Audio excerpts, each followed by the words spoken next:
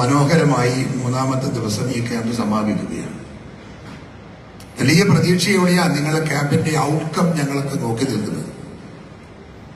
നിങ്ങളിൽ നിന്ന് Indian national കോൺഗ്രസിന് എന്ത് ലഭിക്കും എന്നതാണ് ഞങ്ങളുടെ നോട്ടം.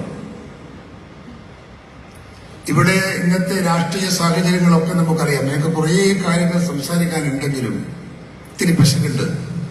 അതുകൊണ്ട് പ്രസംഗം ഒരു പരിമിതമാക്കും ഒന്നും ധരിക്കരുത്.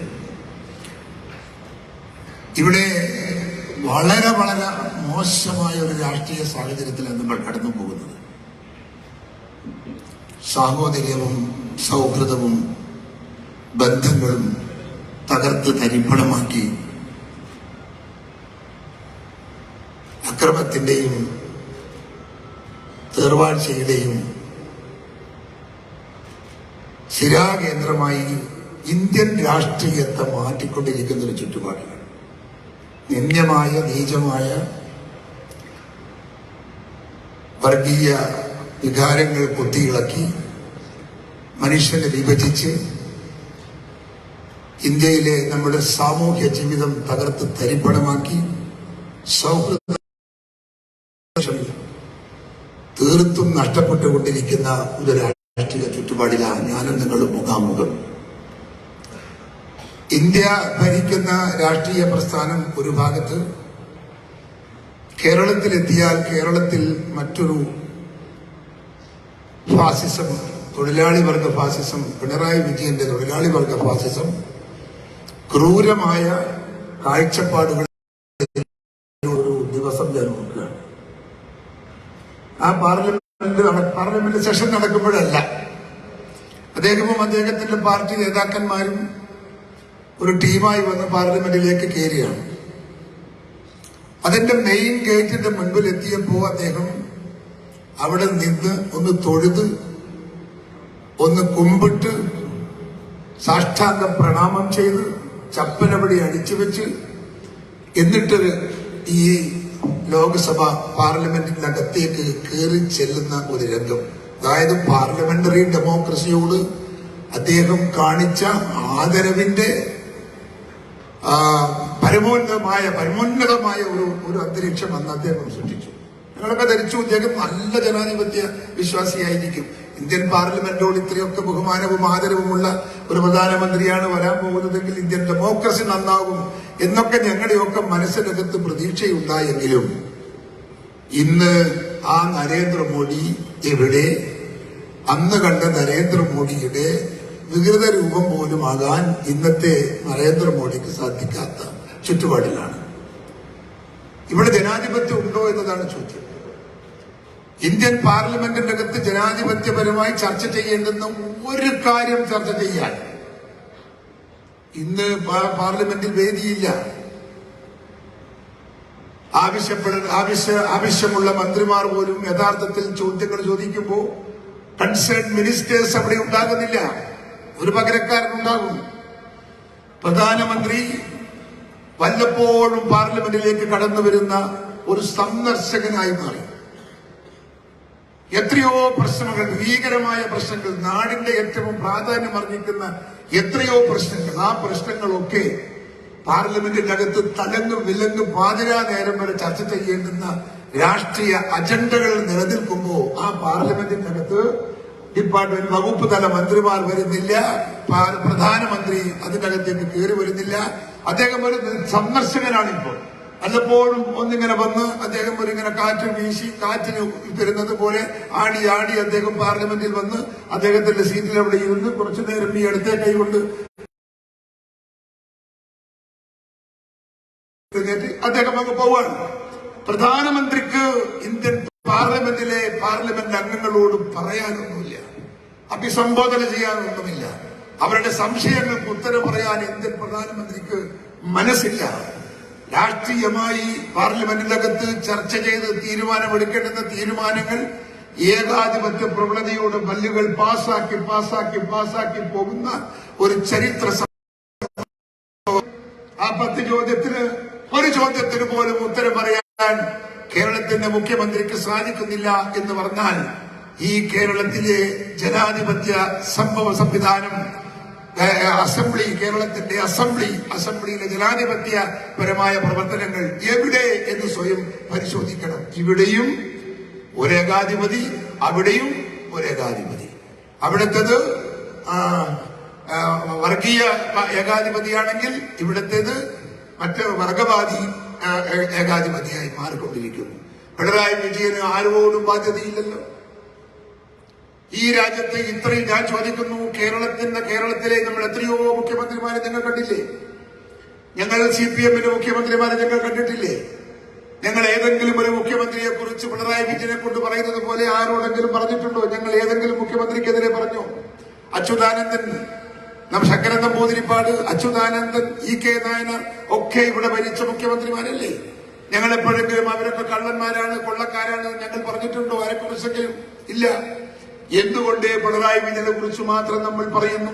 അതിന് വസ്തുതകൾ ഉള്ളത് കൊണ്ടാണ്. ആ വസ്തുതയെ അംഗീകരിക്കാൻ ഒരു രാഷ്ട്രീയ പ്രസ്ഥാനത്തിന് സാധിക്കണ്ടേ? ഒരു ജനാധിപത്യപരമായ മാനസികാവസ്ഥ ഒരു പാർട്ടിക്കുണ്ടാവട്ടെ, ഒരു ഭരണകക്ഷിക്കുണ്ടാവട്ടെ. അതിവിടെ ഇല്ല എന്നുള്ളതാണ് പ്രശ്നം. 10 ചോദ്യം ചോദിച്ച ഷാഫിയുടെ ഒരു ചോദ്യത്തിന് പോലും ഉത്തരം പറയാൻ അദ്ദേഹത്തിന് സാധിക്കില്ലെങ്കിൽ അദ്ദേഹത്തിന് എന്ത് ബാധ്യതയാണ് ഈ അസംബ്ലിയോട്, ഈ MLA-മാരോട് എന്ത് ബാധ്യതയാണ് അദ്ദേഹത്തിന്? ചോദിച്ച ചോദ്യങ്ങൾ എന്ത്? നാട് നീളെ ജനം അനുദിനം ചർച്ച നടത്തുന്ന ചായക്കടയിലും റോഡ് വക്കിലും ബസ് സ്റ്റാൻഡിലും ജനം ചർച്ച ചെയ്യുന്ന വിഷയങ്ങളാ ചോദ്യം. ആ ചോദ്യങ്ങൾക്ക് പോലും ഉത്തരമില്ല എന്ന് പറഞ്ഞാൽ ഡെമോക്രസി എങ്ങോട്ട് പോകുന്നു എന്നതാണ് ചോദ്യം. എവിടത്തോട്ടാണ് ജനാധിപത്യം പോകുന്നത്? ഈ നാടിന്റെ സൗന്ദര്യം എന്താ? ഈ നാടിന്റെ ഏറ്റവും വലിയ നേട്ടമെന്താ? ഇന്ത്യ രാജ്യത്തിന്റെ നേട്ടമെന്താ? 47 ഓഗസ്റ്റ് 15-ാം തീയതി സ്വാതന്ത്ര്യം കിട്ടിയപ്പോ ഇന്ത്യ രാജ്യം ഏതു വഴിക്ക് നീങ്ങുന്നു എന്ന് ലോകം സാഹൂതം നോക്കി നിന്ന ഒരു കാലഘട്ടമാണ്. അന്ന് ഇന്ത്യക്ക് ജനാധിപത്യം, അന്ന് ഇന്ത്യക്ക് മതേതരത്വം, അന്ന് ഇന്ത്യക്ക് വികസനം, ഇതൊക്കെ പ്രഖ്യാപിച്ച ഇന്ത്യൻ നാഷണൽ കോൺഗ്രസിന്റെ ഒരു വലിയ സമൂല്യമായ സംഭാവന ഇന്ത്യ രാജ്യത്തിന് ലോകരാഷ്ട്ര മാപ്പിൽ ഒരു വലിയ സ്ഥാനം നേടിക്കൊടുത്തിട്ടുണ്ട്. ജനാധിപത്യത്തിന്റെ ഏറ്റവും വിശാലമായ ഒരു രാഷ്ട്രീയ വേദി, അതുപോലെ തന്നെ മതേതരത്വം. 100 മതങ്ങൾ ലോകത്ത് ജന്മമെടുത്ത എല്ലാ മതങ്ങളും ജീവിക്കുന്ന ഇന്ത്യ രാജ്യത്ത് ഈ സ്വാതന്ത്ര്യം കിട്ടിയപ്പോ പലരും അങ്ങനെ സംശയിച്ചിരുന്നു. ഇന്ത്യ നിലനിൽക്കുമോ എന്ന് ചോദിച്ചവരുണ്ട്. ഇന്ത്യ രാജ്യം നിലനിൽക്കുമോ? ഇത് ബഹുസ്മൃതിയുടെ നാടല്ലേ? ഇവിടെ മതങ്ങൾ വേറെയാണ്, ജാതികൾ വേറെയാണ്, ഭാഷകൾ വേറെയാണ്, സംസ്കാരങ്ങൾ വേറെയാണ്, ആചാരങ്ങൾ വേറെയാണ്, അനുഷ്ഠാനങ്ങൾ വേറെയാണ്, എല്ലാം വൈവിധ്യമാണ്. ആ വൈവിധ്യത്തെ കോർത്തിണക്കിക്കൊണ്ട് മുൻപോട്ട് കൊണ്ടുപോകാൻ ഇന്ത്യൻ നാഷണൽ കോൺഗ്രസിനും പണ്ഡിറ്റ് ജവഹർലാൽ നെഹ്റുവിനും സാധിക്കില്ല എന്ന് വെട്ടിത്തുറന്നു പറഞ്ഞ ലോകത്തിലെ ഒരുപിടി നേതാക്കന്മാരും ഒരുപിടി ചരിത്രകാരന്മാരും നമ്മുടെയൊക്കെ മനസ്സിൽ ഇപ്പോഴുമുണ്ട്. പുസ്തകം എഴുതിയവരുണ്ട്, വിമർശിച്ചവരുണ്ട്. ഒരിക്കലും മതപരമായ ഐക്യം ഉണ്ടാക്കാൻ സാധിക്കില്ലെന്ന് സത്യമല്ലേ? ഇന്ത്യ രാജ്യത്ത് ലോകത്തിലുള്ള എല്ലാ മതങ്ങളും ഇവിടെ ജീവിക്കുകയല്ലേ? എല്ലാ ഭാഷകൾ ഇന്ത്യ ഒരു കോണ്ടിനെന്റൽ കൺട്രി അല്ലേ? ഓരോ സംസ്ഥാനം അവിടെ ഭാഷ പ്രത്യേകം, സംസ്കാരം വ്യത്യസ്തം. ഈ വൈരുദ്ധ്യങ്ങൾ ഇതിനെയൊക്കെ എങ്ങനെ ഓർത്തിണക്കി കൊണ്ടുപോകുമെന്ന് ചോദിച്ച ചോദ്യത്തിന് ഇന്ത്യൻ നാഷണൽ കോൺഗ്രസ് പ്രവർത്തനത്തിലൂടെ ഈ ലോക സമക്ഷം നമ്മൾ തെളിയിച്ചു. ഇന്ത്യൻ നാഷണൽ കോൺഗ്രസിനും ഇന്ത്യൻ നാഷണൽ കോൺഗ്രസിന്റെ രാഷ്ട്രീയ കാഴ്ചപ്പാടുകൾക്കും ഈ വൈരുദ്ധ്യങ്ങളെയും ആ നാടിനെ മാറ്റി വളർത്തിയെടുത്തില്ലേ? 75 വർഷക്കാലം കൊണ്ട് അരിയില്ലാത്ത നാട് അരി കയറ്റി അയക്കുന്ന നാടാക്കി മാറ്റിയില്ലേ? 75 വർഷക്കാലം കൊണ്ട് വസ്ത്രമില്ലാത്ത നാട് വസ്ത്രം നാടാക്കി മാറ്റിയില്ലേ? വിദ്യാഭ്യാസത്തിന് വിദേശത്ത് പോയ നാട് എല്ലാ വിദ്യാഭ്യാസത്തിന്റെയും സങ്കേതമായി ഇന്ത്യ രാജ്യത്തെ മാറ്റിയില്ലേ? ശാസ്ത്രജ്ഞന്മാർ ലോകത്തെ ഏതെങ്കിലും ഒരു പുതിയ ഇൻവെസ്റ്റിഗേഷൻ കണ്ടുപിടുത്തം വന്നാൽ ആ കണ്ടുപിടുത്തത്തിന്റെ ശാസ്ത്ര ലോകത്ത് ഒരു ഇന്ത്യക്കാരനുണ്ട് എന്ന ആധുനിക ചരിത്രം ഇന്ത്യക്ക് അഭിമാനമല്ലേ? എല്ലാം ഇവിടെ ഉണ്ടാക്കാൻ കോൺഗ്രസ് പ്രസ്ഥാനത്തിന് സാധിച്ചിരിക്കുന്നു. പണ്ഡിറ്റ് ജവഹർലാൽ നെഹ്റുവിന്റെ, ഇന്ദിരാഗാന്ധിയുടെ, രാജീവ് ഗാന്ധിയുടെ, കോൺഗ്രസിന്റെ അവിടെയൊക്കെ സമരമുഖത്ത് ഇന്ന് കോൺഗ്രസ് ആണ്. ഉത്തരേന്ത്യയിലെ ഒരുപാട് സംസ്ഥാനങ്ങളിൽ ഭരിക്കുന്ന ഭരണകക്ഷിക്കെതിരെയുള്ള സമരമുഖത്ത് ഇന്ത്യൻ നാഷണൽ കോൺഗ്രസിന്റെ ചുണക്കുട്ടികൾ ഇറങ്ങിയിരിക്കുന്നു. എത്ര പുതിയ സംസ്ഥാനങ്ങളിൽ സമരമുഖത്താ കോൺഗ്രസിന്റെ തിരിച്ചുവരവിന് കാത്തിരിക്കുന്നു എന്ന യാഥാർത്ഥ്യം എന്റെ പ്രിയപ്പെട്ടവർ നിങ്ങൾ നെഞ്ചിലേറ്റണം. എന്റെ യൂത്ത് കോൺഗ്രസിന്റെ കുട്ടികളോട് എനിക്ക് പറയുന്നത്, ഞങ്ങളും നിങ്ങളിൽ പ്രതീക്ഷയാണ്, നിങ്ങളിലാണ് ഞങ്ങളുടെ പ്രതീക്ഷ. കേരളത്തിൽ നമുക്ക് കരുത്താർജിക്കണം, ശക്തമായി മുൻപോട്ട് വരണം. നമുക്ക് ഒരുപാട് പോരായ്മകൾ കേരളത്തിൽ ഉണ്ടായിട്ടുണ്ട്. ആ പോരായ്മകൾ നമുക്ക് പരിഹരിക്കണം. ഞങ്ങളുടെ ഇന്ത്യൻ നാഷണൽ കോൺഗ്രസിൽ നിന്ന് ഒരുപാട് വിഭാഗങ്ങൾ ചോർന്നു പോയിട്ടുണ്ട്. ഞാൻ KPCCയുടെ പ്രസിഡന്റ് എന്ന യാഥാർത്ഥ്യം നിങ്ങൾ ഓർക്കണം. ഒരു പുതിയ പ്രവർത്തകൻ വരണം. ആ പുതിയ പ്രവർത്തകൻ വരുമ്പോ ആ പുതിയ പ്രവർത്തകൻ ഒരു മോഡലാവണം. ഞാൻ എല്ലായിടത്തും ഞാൻ പറയാറുണ്ട്, ഒരു രാഷ്ട്രീയ പ്രവർത്തകന് ധർമ്മങ്ങളുണ്ട്. മാത്യു മണിയങ്കാടിന്റെ ക്ലാസ്സിൽ പങ്കെടുത്ത മത്സരത്തിൽ അന്ന് അദ്ദേഹം പറയാറുണ്ട്, കോൺഗ്രസ് പ്രവർത്തകൻ ഒരു സംഘാടകനാകണം, കോൺഗ്രസ് പ്രവർത്തകൻ ഒരു ഒറേറ്റർ ആവണം, കോൺഗ്രസ് പ്രവർത്തകൻ ഒരു ഫിനാൻഷ്യർ ആവണം. ഫിനാൻഷ്യർ എന്ന് പറയുമ്പോൾ പൈസക്കാരൻ എന്നല്ല അർത്ഥം. ഒരു പബ്ലിക്കോട് പോയി ഒരു പൊതുകാര്യം പറയുമ്പോൾ ആ പബ്ലിക് വിശ്വാസപൂർവ്വം ഈ കോൺഗ്രസുകാരന്റെ അപേക്ഷ സ്വീകരിക്കാൻ അദ്ദേഹത്തിന് സത്യസന്ധത അദ്ദേഹത്തിന് ഉണ്ടാവണം എന്നതാണ് അദ്ദേഹത്തിന്റെ വിവക്ഷ. ഇതെല്ലാം ഉണ്ട്. പാർട്ടിയുടെ ദൗത്യം ഏറ്റെടുക്കാനും നമുക്ക് സാധിക്കും. ഞങ്ങളിൽ ജനങ്ങൾക്ക് വിശ്വാസം വേണം. ഞങ്ങൾക്ക് അവരിൽ വിശ്വാസം മാത്രം പോരാ, അവർക്ക് ഞങ്ങളിൽ വിശ്വാസം വേണം. ഞങ്ങളിൽ വിശ്വാസം ഇല്ലാത്തത് കൊണ്ടാണ് ഈ ഇറോഷൻ എന്നത് നിങ്ങൾ മനസ്സിലാക്കണം. ഗൗരവമുള്ള കാര്യമാണ്. എല്ലാ സ്ഥലത്തും പാർട്ടിയിൽ നിന്ന് അകന്നു പോകുന്നു. എന്തുകൊണ്ടെന്ന് അറിയാമോ നിങ്ങൾക്ക്? സാധാരണക്കാരന്റെ അധ്വാനിക്കുന്ന, കഷ്ടപ്പെടുന്ന, ഭാരം ചുമക്കുന്ന, പട്ടിണി കിടക്കുന്ന, സേവനം കൊടുക്കുന്ന സ്വഭാവമുണ്ട്. ഞാൻ നടത്തിയ ഒരു സർവേയിൽ 46% നെഗറ്റീവാണ് അതിന്റെ റിപ്ലൈ എന്ന് നിങ്ങൾ മനസ്സിലാക്കണം. അപ്പോ പബ്ലിക്കിന് സമൂഹത്തെ സഹായിക്കാനും സമൂഹത്തിന് സേവനം കൊടുക്കാനും നമുക്ക് സാധിക്കുന്നില്ല എങ്കിൽ നമ്മളിൽ വിശ്വാസം അർപ്പിച്ച കോൺഗ്രസിന്റെ പ്രവർത്തകർ തന്നെ, കോൺഗ്രസിന്റെ അനുഭാവികൾ തന്നെ പാർട്ടിയിൽ നിന്ന് അകന്നകന്നു പോകും. സ്വാഭാവികമായും അകന്നകന്നു പോകും. ആ അകൽച്ച നമ്മളിപ്പോ അഭിമുഖീകരിക്കുക. കേരളത്തിൽ അതുണ്ട്, ഒട്ടുമിക്ക ജില്ലകളിലും അതുണ്ട്. അവിടെ നമുക്കത് പരിഹരിക്കണം. അത് പരിഹരിക്കാൻ വേണ്ടിയാണ് ഞങ്ങൾ CUC എന്ന് പറയുന്ന അവസാനത്തെ ആയുധം നമ്മൾ കൊണ്ടുവന്നത്. അതിനു വേണ്ടിയാണ്. CUC വന്നു കഴിഞ്ഞാൽ CUC പൂർണ്ണമായി ഞാൻ ഷാഫിയോട് സംസാരിക്കുകയായിരുന്നു. ഷാഫിയുടെ മനസ്സിനകത്തും അതേ പ്ലാൻ യൂത്ത് കോൺഗ്രസിന് വേണ്ടി ഒരു പദ്ധതിയും ഓർക്കേണ്ടുന്നത്, ഈ കോൺഗ്രസിനകത്ത് നിന്ന് പോകുന്ന ആളുകൾ മുഴുവൻ പോയി കഴിഞ്ഞാൽ കോൺഗ്രസ് വിരുദ്ധരായി മാറുന്നില്ല. അവരുടെ മനസ്സിനകത്ത് കോൺഗ്രസിന്റെ സെന്റിമെന്റ്സ് ഉണ്ടാവാം. കുറെ കാലമൊക്കെ കോൺഗ്രസിൽ നിന്ന് മാറി നിൽക്കുന്നവർ, ആ മാറി നിൽക്കുന്നവരും അത് കോൺഗ്രസ് തന്നെ, പക്ഷേ കോൺഗ്രസിന്റെ രംഗത്തില്ല. കോൺഗ്രസുകാരെ കണ്ടുകൂടാ, കോൺഗ്രസുകാരുടെ ബന്ധങ്ങളില്ല. അവർ വോട്ട് ആ സാഹചര്യത്തിനനുസരിച്ച് മാറ്റി ചെയ്യും. അതാണ് സ്വാഭാവികമായും ഉണ്ടാകുന്ന CUC. അവിടെ നിങ്ങളിപ്പോ യൂത്ത് കോൺഗ്രസിന്റെ അല്ലെങ്കിൽ KSUവിന്റെ ഒന്ന് യൂണിറ്റ് ഉണ്ടാക്കാൻ പിന്നെ നിങ്ങൾ പാടുപെടണ്ട. CUC വന്നു കഴിഞ്ഞാൽ ഒരു CUCയിൽ ജവഹർ ബാലമഞ്ച് ഉണ്ടാവും. 10-15 വീടുകളിലെ കുട്ടികൾ ഒരുമിക്കുമ്പോൾ അവിടെ ഒരു ജവഹർ ബാലമഞ്ച് യൂണിറ്റ് ഉണ്ടാകും. അവിടെ ഒരു KSU യൂണിറ്റ് ഉണ്ടാകും. അവിടെ ഒരു യൂത്ത് കോൺഗ്രസ് യൂണിറ്റ് ഉണ്ടാകും. അവിടെ ഒരു മഹിളാ കോൺഗ്രസ് യൂണിറ്റ് ഉണ്ടാകും. അവിടെ പാർട്ടിയുടെ യൂണിറ്റ് ഉണ്ടാകും. അപ്പോ സ്വാഭാവികമായും ഗ്രാമീണ തലത്തിൽ, കുടുംബ തലത്തിൽ തന്നെ രാഷ്ട്രീയം പഠിക്കാനും രാഷ്ട്രീയം ഉൾക്കൊള്ളിക്കാനും സാധിക്കുന്ന പുത്തൻ തലമുറകളെ നമുക്ക് ജന്മം കൊടുത്ത് പുറത്തേക്ക് ഇറക്കാൻ നമുക്ക് സാധിക്കും. അത് ഇന്ന് വരെ നമുക്ക് നഷ്ടപ്പെടാത്ത ഒരു ഇതായിരിക്കും. ഇപ്പൊ ഞാൻ ഉദാഹരണം ചോദിക്കട്ടെ. നമ്മളിപ്പോ എത്രയോ പ്രവർത്തകന്മാരെ കേൾക്കുന്നു. പ്രവർത്തകന്മാർ കോളേജുകളിൽ എത്തിയാൽ ക്യാമ്പസ് രാഷ്ട്രീയത്തിലൂടെ SFIയും ABVP ആകുന്നവരുണ്ട്. അച്ഛനും അമ്മയും കോൺഗ്രസാ. അങ്ങനെ ഒരുപാട് കേസുകൾ നിങ്ങൾക്ക് തന്നെ അറിയാം. അതൊക്കെ ഒന്ന് മാറ്റിയെടുക്കാൻ നമുക്ക് CUC അത്യാവശ്യമാണ് എന്നതാണ് ഇതിന്റെ പൊളിറ്റിക്കൽ യാഥാർത്ഥ്യം. അവിടെ നമ്മൾക്ക് ഒരു കാര്യം കൂടെ നിങ്ങൾക്കൊരു എക്സാമ്പിൾ പറഞ്ഞു തരാം. ഞാൻ രാഹുൽ ഗാന്ധിയെ പറ്റി എപ്പോഴും സംസാരിക്കുമ്പോ ഞാൻ വയനാട് ഒരു എക്സാമ്പിൾ ആക്കാറുണ്ട്.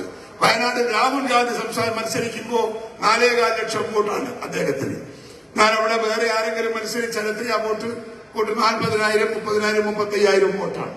ബാക്കി വോട്ട് എവിടെയാ? അപ്പോ ആരാണ് ഈ 4.25 ലക്ഷം വോട്ട് രാഹുൽ ഗാന്ധിക്ക് ചെയ്യുന്ന വോട്ടേഴ്സ് ആരാണ്? കോൺഗ്രസിൽ നിന്ന് വിട്ടുപോയവരാണ്, കോൺഗ്രസിൽ നിന്ന് അകന്നവരാണ് എന്ന കാര്യം തർക്കമുണ്ടോ? തർക്കമില്ല.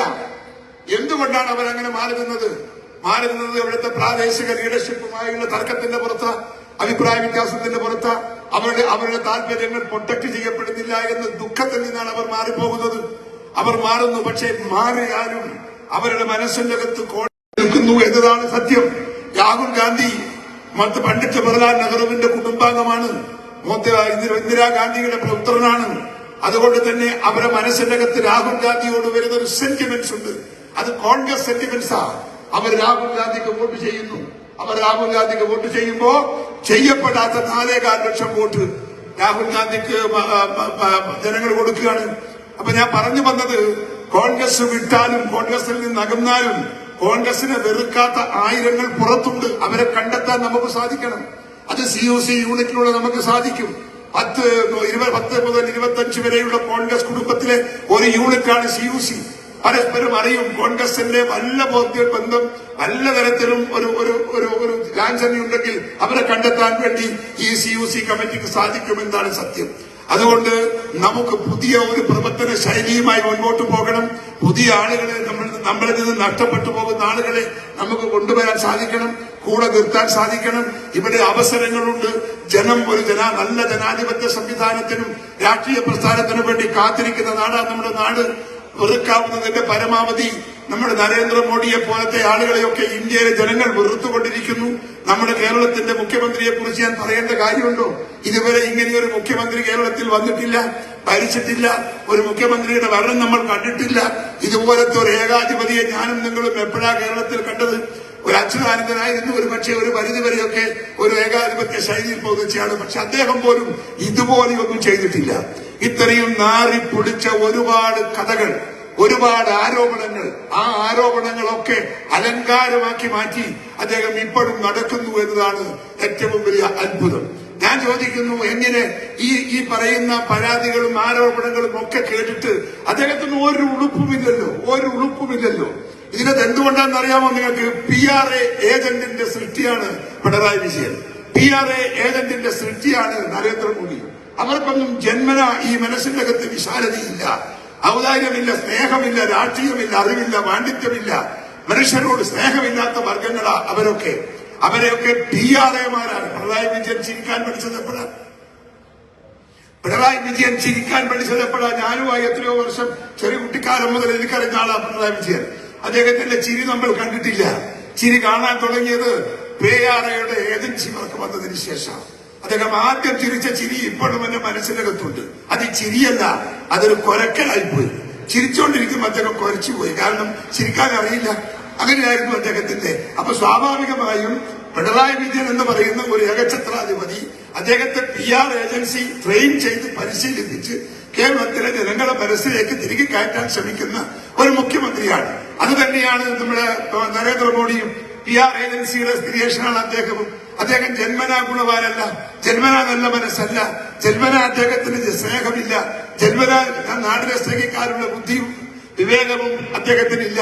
അദ്ദേഹത്തിന്റെ ആവശ്യത്തിന് വേണ്ടിയുള്ള സ്നേഹമാണ്, ആവശ്യത്തിന് വേണ്ടിയുള്ള രാഷ്ട്രീയമാണ്. അത് മാറ്റിമറിക്കണം എങ്കിൽ ഇവർക്കെല്ലാം ഷോക്ക് ട്രീറ്റ്മെന്റ് കൊടുക്കാൻ സാധിക്കുന്ന രീതിയിൽ ഇന്ത്യൻ നാഷണൽ കോൺഗ്രസിന്റെ പുതുതലമുറ അരംഗത്തേക്ക് കടന്നു വരണം എന്നാണ് എനിക്ക് നിങ്ങളോട് അപേക്ഷിക്കാനുള്ളത്. പിണറായി വിജയൻ നിങ്ങൾക്ക് വേഗം വിറ്റുകാശാക്കാം. ജനങ്ങൾ വീടുകളൊക്കെ കയറി നിങ്ങൾ ഈ പിണറായി വിജയന്റെ ഈ സംഭവങ്ങളൊക്കെ പറഞ്ഞാൽ എന്താ കഥ? മുഖത്ത് നോക്കി ഞാനും സ്വർണ്ണക്കടത്ത് കടത്തുമ്പോ എന്റെ കൂടെ ഉണ്ടായിരുന്നു എന്നൊരു സ്ത്രീ പറഞ്ഞിട്ട് 8 ദിവസം കഴിഞ്ഞ അദ്ദേഹം പ്രതികരിച്ച്. സ്വപ്ന സുരേഷ് പറഞ്ഞിട്ട് 8 ദിവസം കഴിഞ്ഞ അതിന് മറുപടി പറഞ്ഞത്. ഏതെങ്കിലും രാഷ്ട്രീയക്കാരൻ അങ്ങനെ സാധിക്കുമോ? ഒരു ദിവസങ്ങളോളം ഒരാള് ആക്ഷേപം ഉന്നയിച്ച് ചെമ്പ് ബിരിയാണി, അന്ന് ബിരിയാണി ചെമ്പ് അതിന് സ്വർണം കൊണ്ടുപോയി കൊടുത്തു എന്നൊക്കെ പറഞ്ഞ് അദ്ദേഹത്തിന്റെ വീട്ടിൽ ഷാർജ ഭരണാധികാരിയെ കൊണ്ടുപോയി അവരിരുത്തി അവർ സംസാരിച്ചു. മകളുടെ ബിസിനസിന്റെ കാര്യം സംസാരിച്ചു. എന്തൊക്കെ വളരെ സ്പെസിഫിക് ആയി പൊതുജനങ്ങളോട് പറഞ്ഞു. 164 സ്റ്റേറ്റ്മെന്റ്സ് മജിസ്ട്രേറ്റ് കോടതിയിൽ രേഖപ്പെടുത്തിയിട്ടാ അവർ പത്രക്കാരെ കണ്ടു പറയുന്നത്. അപ്പോ അത്രയേറെ ആക്ഷേപങ്ങൾ ഉന്നയിച്ചിട്ടും ആ ആക്ഷേപത്തിന്റെ മുമ്പിലൊന്നും കുലുങ്ങാതെ നാണമില്ല, മാനമില്ല, അന്തസ്സില്ല, ആഭിജാത്യമില്ല, ഒന്നുമില്ലാത്ത ഒരു രാഷ്ട്രീയ നേതാവ് ഈ കേരളത്തിൽ പിണറായി വിജയന് പകരം വെക്കാൻ മറ്റൊരാളില്ല. നമുക്ക് കാലം നല്ലതാണ്. ആ ഈ കാലത്തെ മാറ്റിയെടുക്കാൻ നമുക്ക് സാധിക്കണം. ഇതിന്റെ ദുരന്തം കേരളത്തിലെ ജനമനസ്സുകൾ കത്തുന്നുണ്ട്, നീറുന്നുണ്ട്. അത് നമുക്ക് ഏറ്റെടുക്കാൻ നമുക്ക് സാധിക്കണം. നമ്മൾ അവരുടെ സന്ദർഭത്തിലൊത്ത് ഉയരണം. നമ്മൾ ജനങ്ങളെ സ്നേഹിക്കണം. നമ്മൾ ജനങ്ങൾക്ക് സേവനം കൊടുക്കണം. ഞങ്ങൾ ജനങ്ങളോടൊപ്പം നിൽക്കണം. അവരുടെ പ്രശ്നങ്ങളിൽ ഞങ്ങൾ ഉണ്ടെന്ന് വരുത്തണം. അവരോടൊപ്പം ജീവിക്കുന്ന ഒരു രാഷ്ട്രീയ പ്രവർത്തന ശൈലി യൂത്ത് കോൺഗ്രസ് ഉണ്ടാക്കിയെടുത്താൽ കേരളത്തിന്റെ കാര്യത്തിൽ ഒരു സംശയവും വേണ്ട. കോൺഗ്രസിനെ മാറ്റി നിർത്താൻ ഒരു രാഷ്ട്രീയ ശക്തിക്കും സാധിക്കാത്ത വിധം അടുത്ത തെരഞ്ഞെടുപ്പിൽ കോൺഗ്രസ് ഇവിടെ തിരിച്ചു വരും എന്ന് ഞാൻ നിങ്ങളുടെ മുമ്പിൽ അഭിമാനത്തോടെ തന്നെ അവകാശപ്പെടുകയാണ്. നിങ്ങൾ കൂടെയുണ്ടോ? നിങ്ങൾ കൂടെ നിൽക്കുമോ? വീടുകൾ തോറും ഈ പ്രവർത്തനം സംഘടിപ്പിക്കാൻ നിങ്ങളുണ്ടോ? CUC കെട്ടിപ്പടുക്കാൻ നിങ്ങളുണ്ടോ? CUCയുടെ സംഘാടകരോടൊപ്പം യൂത്ത് കോൺഗ്രസ് നിൽക്കുമോ? എങ്കിൽ നിങ്ങളോട് ഞങ്ങൾ പറയുന്നു, തിരിഞ്ഞു നോക്കണ്ട കോൺഗ്രസിന്. CUC യൂണിറ്റുകൾ ഉണ്ടാക്കി കഴിഞ്ഞാൽ കേരളത്തിന്റെ രാഷ്ട്രീയ ചിത്രം കോൺഗ്രസിന്റെ ഉള്ളം കൈയിൽ ഒതുങ്ങി നിൽക്കും എന്ന കാര്യത്തിൽ ഒരു തർക്കം നിങ്ങൾക്ക് വേണ്ട. അതുകൊണ്ട് വാക്കുകൾ ദീർഘിപ്പിക്കുന്നില്ല. ശബ്ദം മാറുന്നുണ്ട്. ഞാൻ നിർത്തുകയാണ്. വളരെ വികാരത്തോടും വളരെ പ്രതീക്ഷയോടുകൂടിയാണ് നിങ്ങളുടെ ഈ ക്യാമ്പയിൻ ഞാൻ പ്രതീക്ഷിക്കുന്നത്. ഇതിന് റിസൾട്ട് ഉണ്ടാവണം, ഇതിന് ഫലമുണ്ടാവണം. ഇത് പുതിയ തലമുറക്ക് ആവേശം പകരുന്ന ഒരു ക്യാമ്പായി മാറണം. നമുക്കൊരു ഒരു പ്രൊജക്ട് ഉണ്ടാവണം. ഞാൻ ഷാഫിയോട് പറയായിരുന്നു, നമുക്കൊരു പ്രൊജക്ട് വേണം. ഇന്ത്യൻ നാഷണൽ കോൺഗ്രസിന്റെ പാരമ്പര്യവും ഗാന്ധിജിയുടെ പാരമ്പര്യവും ഒക്കെ വരുന്ന തലമുറക്ക് പകർന്നു കൊടുക്കാൻ സാധിക്കുന്ന ഒരു പുതിയ വീക്ഷണം രാഷ്ട്രീയത്തിൽ നമുക്കുണ്ടാക്കിയെടുക്കണം. അത് ജനങ്ങളെ ബോധ്യപ്പെടുത്താൻ സാധിക്കുന്ന രാഷ്ട്രീയ സന്ദർഭങ്ങൾ ക്രിയേറ്റ് ചെയ്യണം. ആ പ്രവർത്തനത്തിലൂടെ പുതിയ തലമുറയെ കോൺഗ്രസിലേക്ക് ആകർഷിക്കാനുള്ള പ്രവർത്തനത്തിന് തുടക്കം കുറിക്കാൻ യൂത്ത് കോൺഗ്രസിന്റെ സംസ്ഥാന നേതൃത്വത്തിന് സാധിക്കട്ടെ. സമരമുഖത്ത് നിങ്ങൾ സക്രിയമാണ്. നല്ല റിസൾട്ട് ഉണ്ടാക്കിയിട്ടുണ്ട്. യൂത്ത് കോൺഗ്രസിന്റെ സമരവീര്യത്തെ ഞാൻ അഭിനന്ദിക്കുന്നു, അനുമോദിക്കുന്നു. എല്ലാ ജില്ലയിലും നല്ല സ്മാർട്ടായ സമരം നടന്നു. ആ സമരത്തെയൊക്കെ നെഞ്ചോട് ചേർത്ത് ഞാൻ ആശ്ലേഷിക്കുന്നു, ഞാൻ അക്സെപ്റ്റ് ചെയ്യുന്നു.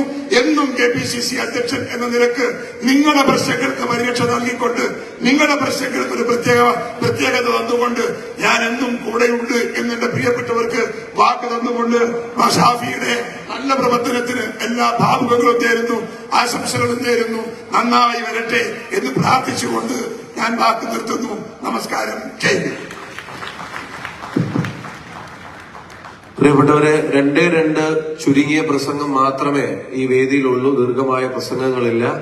ബഹുമാന്യനായ KPCC പ്രസിഡന്റ് ഒരിക്കൽ